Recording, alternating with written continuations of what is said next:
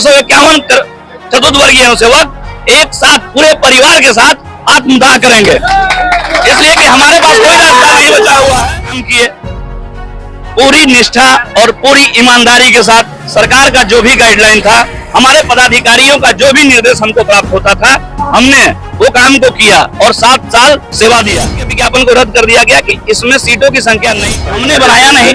ये नियमावली तो अभ्यर्थी जो उसमें शामिल हो वो लोग बनाए नहीं, ये नियमावली तो सरकार के द्वारा बनाया गया, ये नियमावली तो पदाधिकारियों के द्वारा बनाई। पलामू के चतुर्थवर्गीय कर्मचारी इसके भुक्तभोगी हुए।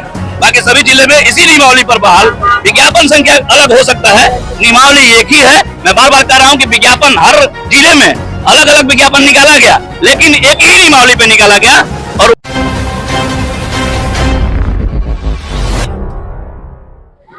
7 सालों से झारखंड सरकार के लिए काम कर रहे थे लोग, जिनको अचानक पता चलता है कि उन्हें काम से निकाल दिया गया, उसी को लेकर राजभवन के पास ये लोग आंदोलन कर रहे हैं। हम जुड़ते हैं इन्हीं लोग से, जानते हैं क्या कुछ इनका काम था और क्यों इन्हें निकाला गया है। कहां से आए हैं आप लोग, ये पूरी जानकारी दीजिए। हम पलामू जिला से आए हुए हैं। मेरा नाम सुधाकर दुबे हुआ। हम सभी 251 चतुर्थवर्गीय कर्मचारी हैं जो पलामू जिला के अनुसेवक के पद पर बहाल कराया गया था। हम लोग यहाँ राजभवन के सामने धरना देने पर इसलिए विवश हैं कि हम सभी 251 कर्मचारियों को बर्खास्त कर दिया गया। हम लोग 2010 में विज्ञापन निकाला गया, ये देखिए मेरे पास विज्ञापन की कॉपी है। और 17 में हम लोग से लिखित परीक्षा ली गई और उसके बाद 18 में हम लोग को नियुक्त किया गया। 18 में नियुक्त किया गया, उसके बाद 7 साल हम लोग काम किए। पूरी निष्ठा और पूरी ईमानदारी के साथ सरकार का जो भी गाइडलाइन था, हमारे पदाधिकारियों का जो भी निर्देश हमको प्राप्त होता था, हमने वो काम को किया और 7 साल सेवा दिया।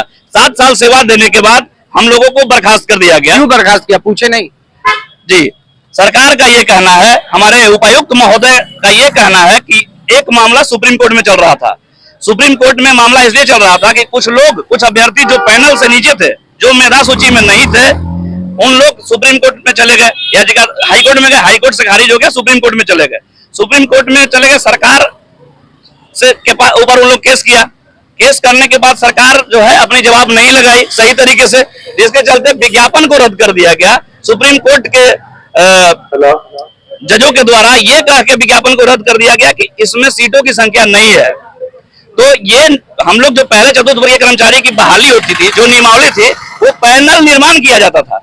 पैनल निर्माण करके उसके बाद 1 साल के लिए वो पैनल वैलिड होता था और उसमें से जितनी रिक्तियां होती थी जिला में, उस रिक्तियों पर बहाल कराया जा रहा था और बहाल कराया जाता था। यही नियमावली से पूरे राज्य में, राज्य के 24 जिलों में इसी नियमावली से बहाली कराई गई।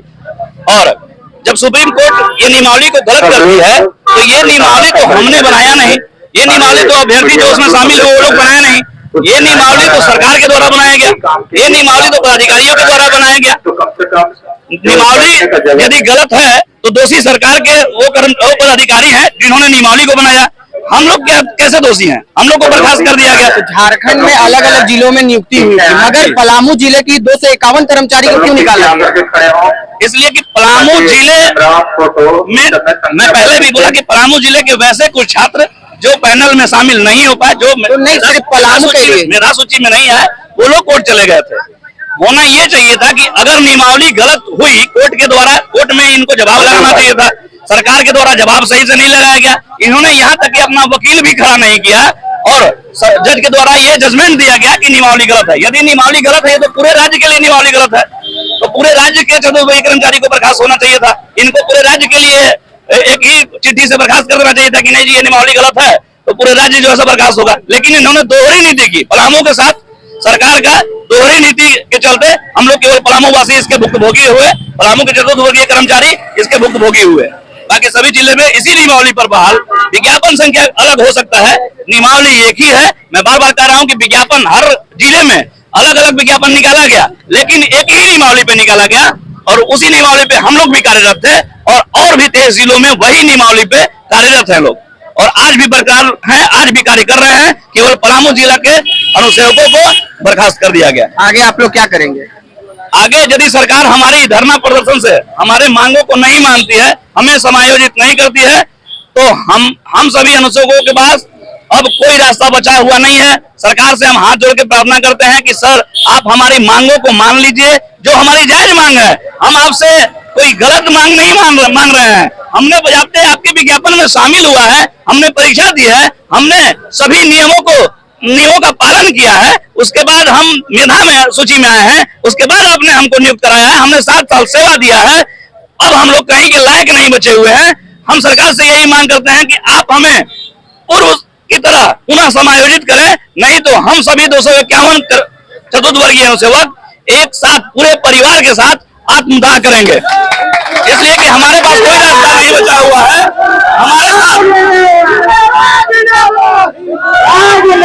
हमारे साथ कुछ ऐसे साथी लोग भी हैं, इस बहाली में कुछ ऐसे लोग भी शामिल हुए जो दैनिक वेतन भोगी जो कहे जा सकते हैं, दैनिक वेतन पर 20 साल पहले से काम करते आ रहे थे।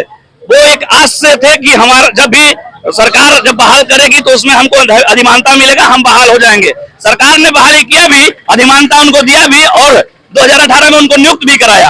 अब बताइए आज वो हमारे भाई जो रिटायरमेंट के कगार पर हैं, 59 साल के हैं, 58 साल के हैं, कोई तो रिटायर हो चुके हैं, कोई जो दिवंगत हो, जो कहीं एक्सीडेंट हो गया, जो हमारे बीच अब नहीं रहे, उनके अनुकंपा दिया गया, उनके आश्रितों को, उनके पत्नियों को पारिवारिक लाभ दिया जा रहा था, जो अब बंद कर दिया गया।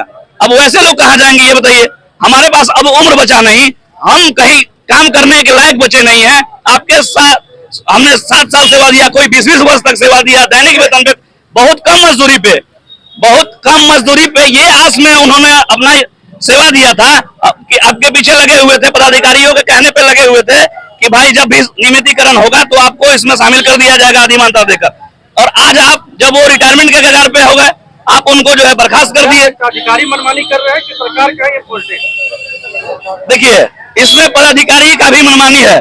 पदाधिकारी और सरकार तो बिल्कुल ही मनमानी कर रही है। सरकार को चाहिए था, विज्ञापन हमने नहीं निकाला, अभ्यर्थियों ने विज्ञापन को नहीं निकाला, विज्ञापन सरकार निकालती है, नियमावली सरकार के द्वारा बनाई जाती है।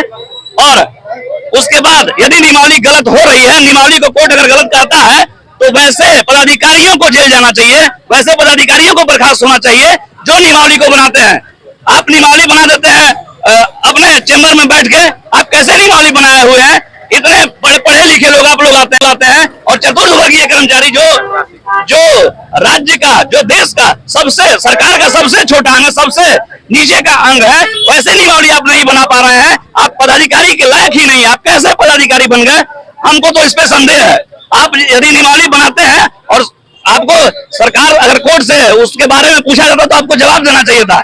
इन्होंने जवाब नहीं दिया, जिसके चलते विज्ञापन को कोर्ट ने रद्द कर दिया। अगर ये सही जवाब देते और अपने अधिवक्ता को वहां खड़ा करते तो ये विज्ञापन रद्द नहीं होता, ये नियमावली को गलत नहीं ठहराया जाता और हम लोग भाई लोग कार्य पर बने रहते।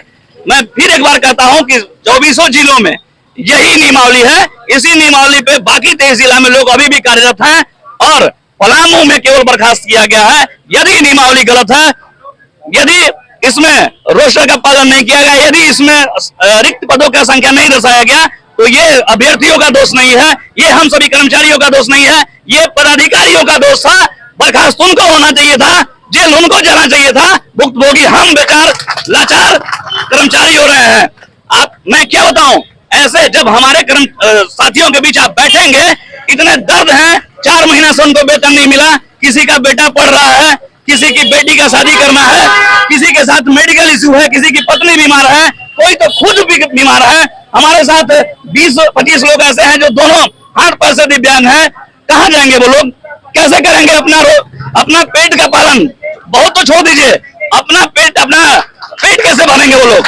उनके पास कोई व्यवस्था नहीं है। इसलिए मैं सरकार से ये बार-बार आग्रह कर रहा हूं, ये मांग है हमारी सरकार से कि आप हमारे मांगों को सुनते हुए, जो हमारी जायज मांग है, हम सरकार पर बोझ नहीं बन रहे हैं।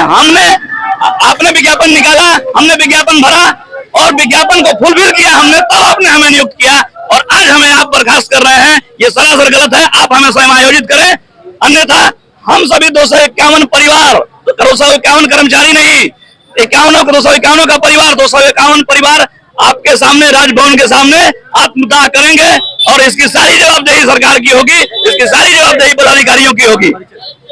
मैं सुधाकर दुबे, पलामू जिला, चतुर्थ वर्गीय कर्मचारी।